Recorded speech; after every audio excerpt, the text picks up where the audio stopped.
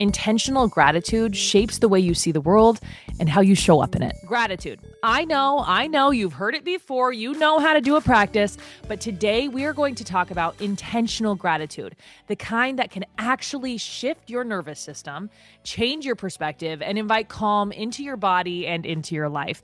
Welcome back to Happiness in Progress. I'm your host, Danielle Craig. I'm an Emmy Award-winning journalist, and this podcast is in the top 1% of all podcasts.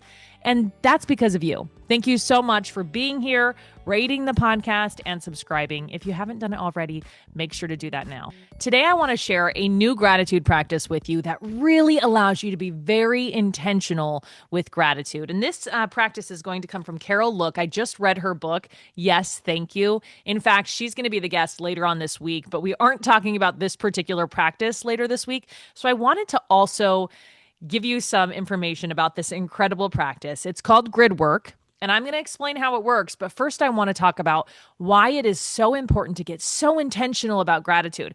For most of us, gratitude is reactive. We're waiting for the world to give us stuff, and then we'll be grateful, right? At the end of the day, we look back through our day and we think, what was I grateful for? But this is going to be more proactive. We are going to look at our lives and we are going to say, what is it that I'm looking for to be grateful for today? And when we do this, we're actually, honestly, it's like manifestation. You enter your day with such a different light when you are looking for the things you hope to be grateful for throughout the day. The reason it's so important to be intentional about things like this, to be intentional about gratitude, is because our human brain is working against us. On autopilot, our human brain is looking for the negative. And this used to be really, really helpful because when we were cave people, it kept us alive, right? We needed to see the negative so we could avoid the saber-toothed tigers. For that reason, we have what we call negativity bias. That is our natural human brain ability to look for the negative to keep us alive. Now, we don't really need to, assess whether someone's wearing a cute outfit or see if someone looked at us the wrong way or be mad that our boss said XYZ. Those things, although we've found the negative, they're not very helpful to keeping us alive. They just kind of bring our spirits down and they kind of decrease the energy, that positive energy that we can put out into the world. So what we need to do is be very intentional about switching that negative switch in our brain to a positive one. The most interesting thing about negativity bias to me is that when we see something negative, we clock it immediately. It is in our brain. We're going to ruminate on it. We won't forget it. When we see something positive, we actually need to sit and think about that positive thing for 12 seconds for it to become ingrained in our memory. I always like to give the example of going to the store. When you go to the store, if someone holds the door open for you, you're like, oh, hey, thanks. And you walk right in. And then someone cuts you in line at the checkout. When you're leaving the store, what is the thing you're most likely to remember? And really not even just because of the order in which things happened. You're like, I cannot believe someone just cut me in line. You're way more likely to share on the phone with someone, hey, you're not going to believe this. We're grown-ups and this guy cut me in line, rather than, this was such a beautiful way to start my grocery trip. Someone opened the door for me, or someone let me go first through the automatic doors, right? We are more likely to focus and ruminate on the negative than the positive. And no shame to us. This is how our brains work. But we can get really intentional about bringing in that positive. One of the practices as you're going through your life and you're working on this gratitude practice I'm going to teach you in a minute is you really want to hold the things you're thankful for or the positive things in your day for 12 seconds. So let it sit in your brain for a minute, ruminate on it, experience it, relive it a little bit so that you can hold on to that and really believe that positive things do happen in your life. So with this, you're going to be actively redirecting your brain. And remember, what you focus on does grow. When you are focusing on the positive, when you're focusing on the things you're thankful for, and when you are looking for things to be grateful for, you are going to find them. And what you'll find in your life is that there's more opportunities for that because you're inviting in that positivity. You're inviting in the gratitude. You're opening up your spirit and your heart to abundance. And it will feel like that as you have this intentionality around gratitude. I think a lot of us live in this emotional autopilot where we are living on momentum, we are living on stress, we are living on our to-do list, but this helps us live on gratitude. This will help us. This will basically interrupt that emotional autopilot and give us a chance to be in the driver's seat. We will be able to say, you know what?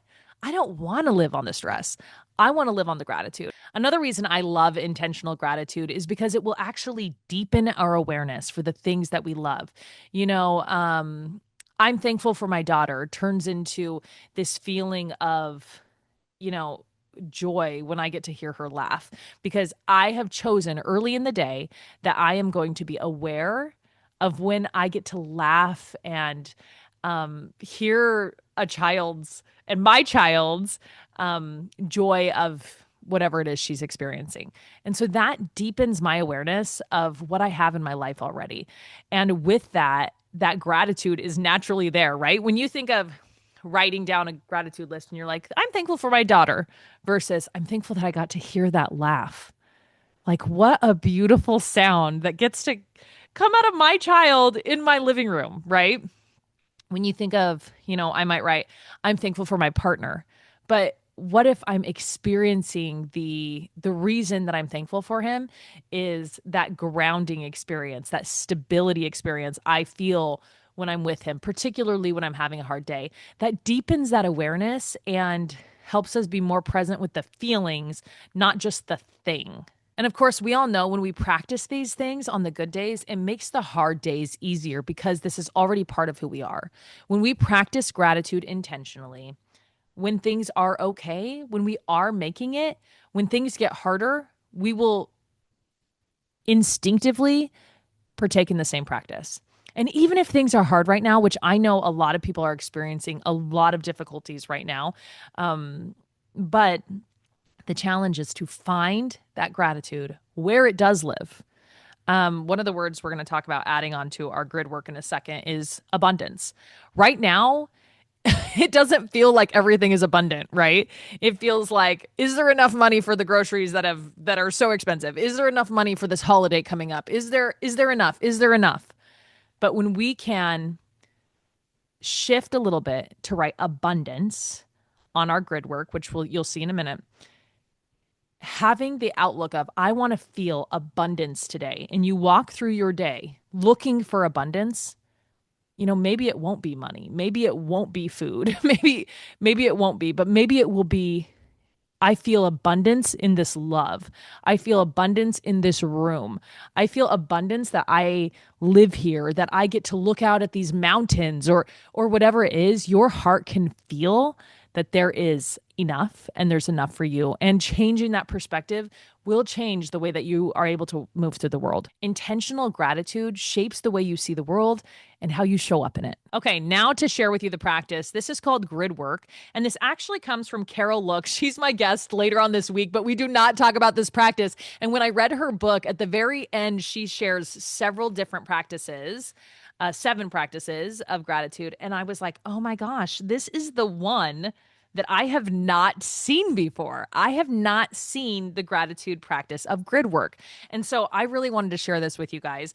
And I would love for you to hear from Carol later on this week. And she's also going to teach us about tapping, the power of gratitude, how it can turn into your superpower. But first, I really want you to see her gratitude grid work.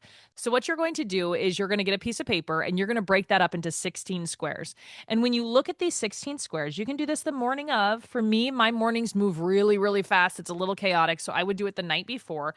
And Carol talks about, at the top, she writes, feelings I would love to feel today, or things I would love to feel today.